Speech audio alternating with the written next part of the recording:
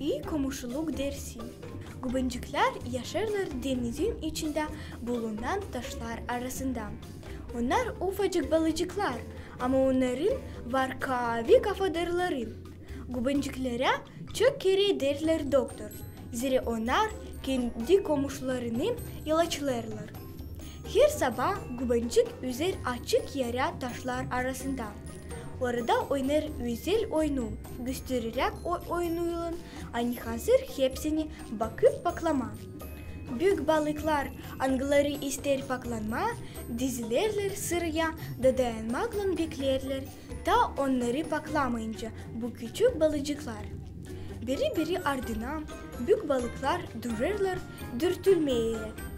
Güvencik paklarken onları hepsi titsi parazitlardan, hem kapçıklardan. Kemer göre güvencik üzer balın ağzına da paklar onların dişlerini.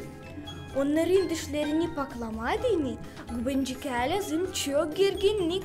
Zira büyük balıkların arasında paklanma gelir köpek balıklarıdan. Ama o korkunçlu balıklarda yemerler bu küçük balıca. Zira bilirler hani o onlara yardımlar. Allah ister, hani biz olalım iyi yürekli bizim komşularımızla, hem yardım edelim onlara, kimin var bizde zoru. İyi komşular, büyük de küçük de var nice olsun. Allah seviner açan biz yardımlaşırız insanlarla. Ya söyle bana şimdi, nice düşünersin?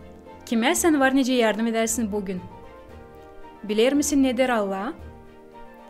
Bütününe kanun bir işte durur. Sev senin yakın olanını, nice kendini seversin. Galatyalılara Kiyat 5. baş 14. yer.